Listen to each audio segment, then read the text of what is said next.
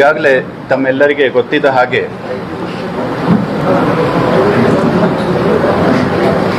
ಮೇ ತಿಂಗಳಿನಲ್ಲಿ 24 ಮೇ ರಾತ್ರಿ ಕೆನರಾ ಬ್ಯಾಂಕ್ ಮನ್ಗುಡಿನಲ್ಲಿ ಒಂದು ದೊಡ್ಡ ಕಳ್ಳತನ ಪ್ರಕರಣ ದಾಖಲಾಗಿತ್ತು. ಈ ಕೇಸ್ನಲ್ಲಿ ಸರಿಸುಮಾರವಾಗಿ 58 kg ಬಂಗಾರದ ಜ್ಯುವೆಲ್ರಿ ಕಳ್ಳತನ ಆಗಿದೆ ಅಂತ ಕಂಪ್ಲೇಂಟ್ ಆಧಾರದ ಮೇರೆಗೆ ಮನ್ಗುಡಿ ಪೊಲೀಸ್ ಸ್ಟೇಷನ್ನಲ್ಲಿ ಒಂದು ಕೇಸ್ ರಿಜಿಸ್ಟರ್ ಆಗುತ್ತೆ.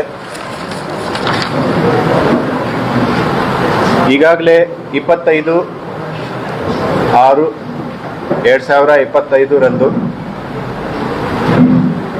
SP ಅವರಾದ ಲಕ್ಷ್ಮಣ್ ಅವರು ತಮ್ಮೆಲ್ಲರಿಗೆ 3 ಜನ ಆರೋಪಿ ದಸ್ತಗಿರಿ ಮಾಡಿ ಮತ್ತೆ ಸುಮಾರು 10.5 ಕೋಟಿ ವರ್ತ್ ಪ್ರಾಪರ್ಟಿ ರಿಕವರಿ ಮಾಡಿದ್ದು ಅಂತ ಒಂದು ಪ್ರೆಸ್ ಸುದ್ದಿನಲ್ಲಿ ಹೇಳಿದ್ದು ಇರುತ್ತದೆ. ಲಾಸ್ಟ್ 15 ದಿವಸನಲ್ಲಿ ಇದೇ ತನಿಖೆ ಮುಂದುವರೆಸಿಕೊಂಡು ನಮ್ಮ ಈ 8 ವಿವಿಧ ತಂಡದ ಕಾರ್ಯಾಚರಣೆಯಲ್ಲಿ ಇನ್ನೂ ಅಡಿಷನಲ್ ಆಗಿ 12 ಜನ ಆರೋಪಿಗಳನ್ನು ದಸ್ತಗಿರಿ ಮಾಡಲಾಗಿದೆ. ಈ 12 ಜನ ಆರೋಪಿ ಪೈಕಿ ಇದರಲ್ಲಿ ಕೆಲವು ಜನ ರೈಲ್ವೆ ಕಾರ್ಯಾಲಯನ ಕರ್ಮಚಾರಿ ಇರ್ತಾರೆ.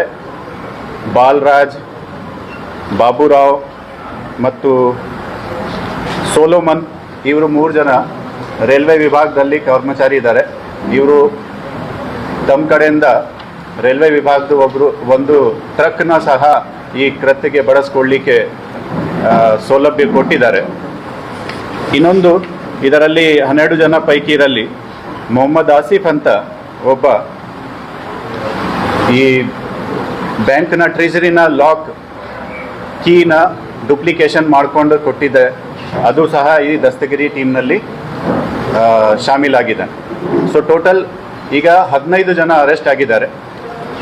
ಫಸ್ಟ್ ಫೇಸ್ನಲ್ಲಿ 3 ಜನ ದಸ್ತಗಿರಿ ಆಗಿತ್ತು, ಈಗ ಇನ್ನೂ ಅಡಿಷನಲ್ ಆಗಿ 12 ಜನ ದಸ್ತಗಿರಿ ಆಗಿದ್ದಾರೆ.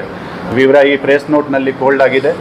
ಪ್ರಾಪರ್ಟಿ ರಿಕವರಿ ಪೈಕಿ ಹೋದ ಫಸ್ಟ್ ಪ್ರೆಸ್ ಮೀಟ್ನಲ್ಲಿ ಸುಮಾರು 10.75 ಕೋಟಿ ವರ್ತ್ದು ಪ್ರಾಪರ್ಟಿ ರಿಕವರಿ ಆಗಿತ್ತು. ಈಗ ಲಾಸ್ಟ್ 15 ದಿವಸನ ಕಾರ್ಯಾಚರಣೆಯಲ್ಲಿ ಮೆಲ್ಟೆಡ್ ಗೋಲ್ಡ್, ಬಂಗಾರದ ಜ್ಯುವೆಲ್ರಿ, ಕೃತ್ಯಕ್ಕೆ ಬಳಸಿದ ವೆಹಿಕಲ್ಗಳನ್ನು ಮತ್ತು ಕ್ಯಾಶ್ ಸೇರಿ ಸುಮಾರು 39.26 ಕೋಟಿ ವ್ಯಾಲ್ಯೂನ ಬೇರೆ ಬೇರೆ ಪ್ರಾಪರ್ಟಿ ರಿಕವರಿ ಆಗಿದೆ. ಸೊ ಇದಲ್ಲದೆ ಇದರಲ್ಲಿ ಇನ್ನೊಂದು ನೋಡಬೇಕಾದ ತಥ್ಯ ಏನಂದರೆ, ಸ್ಟಾರ್ಟಿಂಗ್ನಲ್ಲಿ ಕಂಪ್ಲೇಂಟ್ ಕೊಡುವಾಗ ಬ್ಯಾಂಕ್ ವತಿಯಿಂದ 58 kg ಸುಮಾರು ಬಂಗಾರದ ಜ್ಯುವೆಲ್ರಿ ಬಗ್ಗೆ ಕಂಪ್ಲೇಂಟ್ ಆಗಿತ್ತು ಮತ್ತು ಅವರು ಮರು ಅಧ್ಯಯನ ಅದನ್ನು ಮಾಡಿ ಗ್ರಾಸ್ ವೇಟ್ ಬದಲಾಗಿ ಈಗ ನೆಟ್ ವೇಟ್ ನೋಡಿದರೆ ಸುಮಾರು 40 kg 700 ಗ್ರಾಮ್ ನೆಟ್ ವೇಟ್ ತೂಕ ಗೋಲ್ಡ್ ಹೋಗಿದೆ ಅಂತ ನಮಗೆ ಅಪ್ಡೇಟ್ ಮಾಡಿದ್ದಾರೆ. ತನಿಖೆಯಲ್ಲಿ ಅದನ್ನು ಕೂಡ ಪಡಿಸಿದ್ದೀವಿ.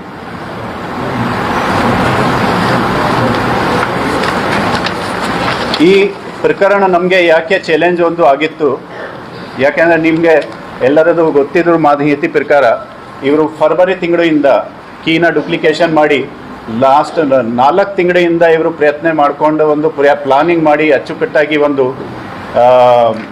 ಕಳ್ಳತನ ಪ್ರಕರಣ ಒಂದು ಎಸಗಿದ್ದಾರೆ. ಬಟ್ ನಮ್ಮ ತಂಡ 1 ತಿಂಗಳು ಒಳಗಡೆ ಈ ಕೇಸನ್ನು ಪತ್ತೆ ಮಾಡಿ ಆ 4 ತಿಂಗಳನ್ನ ಪ್ಲಾನಿಂಗ್ಗೆ ಡಿಟೆಕ್ಟ್ ಮಾಡಿದ್ದಾರೆ. ಬಿಜಾಪುರ್ನಲ್ಲಿ ಸರಿಸುಮಾರು ಪ್ರತಿ ವರ್ಷ 7 ರಿಂದ 8 ಕೋಟಿ ವರ್ತನ ಪ್ರಾಪರ್ಟಿ ಕಳ್ಳತನಲ್ಲಿ ಲಾಸ್ಟ್ ಆಗ್ತದೆ HBT ರಲ್ಲಿ.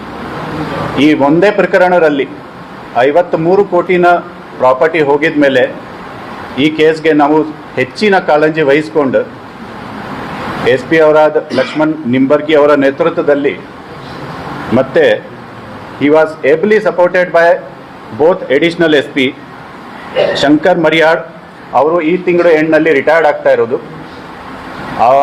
ಈ ರಿಟೈರ್ಡ್ ಆಗುವಾಗ ಮುಂಚೆ ಅವರು ನಮಗೆ ಇದು ಒಂದು ತಮ್ಮ ಕಾರ್ಯಾಚರಣೆದು ಒಂದು ಕೊಡುಗೆ ಕೊಟ್ಟು ಹೋಗ್ತಾ ಇದ್ದಾರೆ ಅಂತ.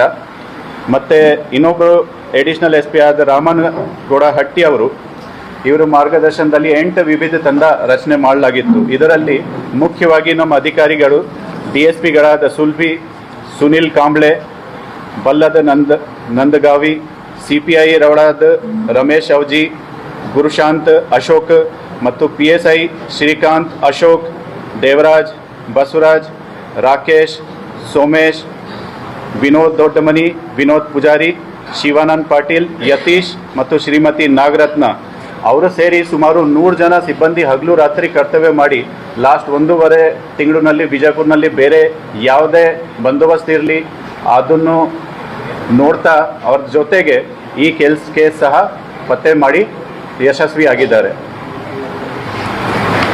ಈ ತಂಡಗೆ ಮತ್ತು ತಂಡ ನಾಯಕರಿಗೆ ನಮ್ಮ ಇಲಾಖೆ ವತಿಯಿಂದ ಪ್ರಶಂಸನ ಮತ್ತು ಎಪ್ರೋಪ್ರಿಯೇಟ್ ರಿವಾರ್ಡನ್ನು ಘೋಷಣೆ ಮಾಡಲಾಗ್ತದೆ. Thank you very much.